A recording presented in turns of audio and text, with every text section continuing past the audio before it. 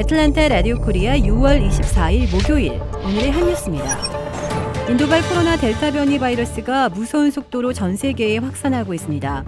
유럽에서는 8월 말이면 델타 변이가 신규 감염의 90%를 차지할 것으로 예측됐고, 미국에서도 앞으로 한 달 정도면 델타 변이가 지배종이 될 것이란 경고가 나왔습니다.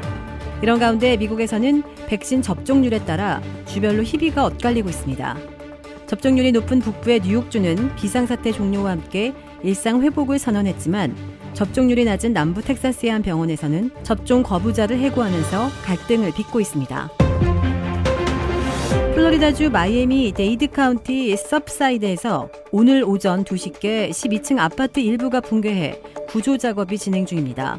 붕괴 당시 아파트에 몇 명이었는지와 사상자 수는 아직 확인되지 않고 있습니다. 다만 마이애미 데이드 카운티 경찰은 트위터로 한 명이 사망했다고 확인했습니다.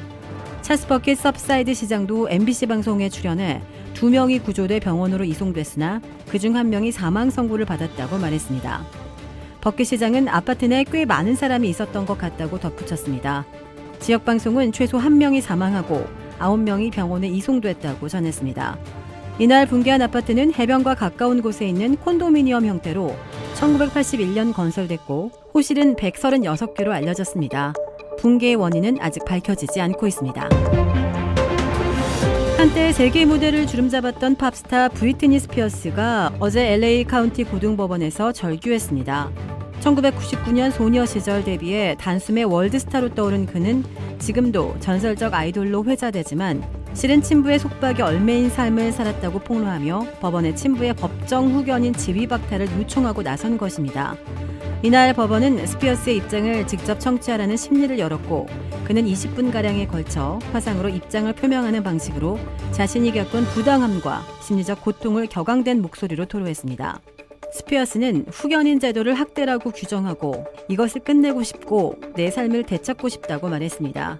스피어스는 이날 감정을 주체하지 못한 듯 언성을 높이고 속사포처럼 발언을 쏟아내기도 했습니다.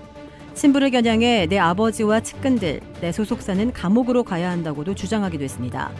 이 같은 토로에 판사 또한 격려를 표했습니다.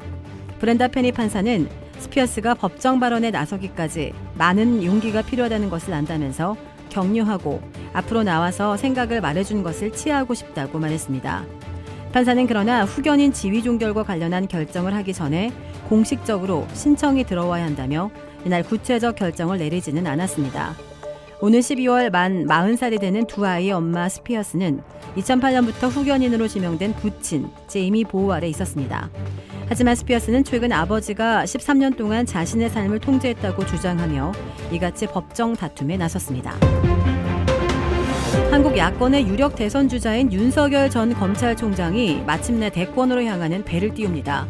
윤 전 총장은 어제 기자들에게 메시지를 보내 오는 29일 매헌 윤봉길 의사기념관에서 자신이 앞으로 걸어갈 길을 말씀드리겠다고 밝혔습니다. 애국, 헌신의 가치를 상징하는 장소에서 대권에 도전하는 자신의 각오와 구체적인 계획을 밝히겠다는 입장입니다.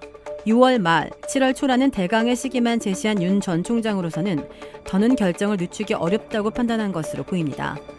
한편 홍준표 의원이 탈당 1년 3개월 만에 친정인 국민의힘에 복당했습니다. 홍 의원은 집 떠난 맏아들이 돌아온 셈이라는 복귀 소감을 밝히며 윤석열 전 총장을 향해서는 연일 날을 세웠습니다. 도라빌에 위치한 유명 골프 브랜드 공식 딜러 노스크레스트 골프샵이 새롭게 확 바뀌었습니다. PGA 프로골퍼가 내 몸에 꼭 맞는 골프채를 추천해드립니다.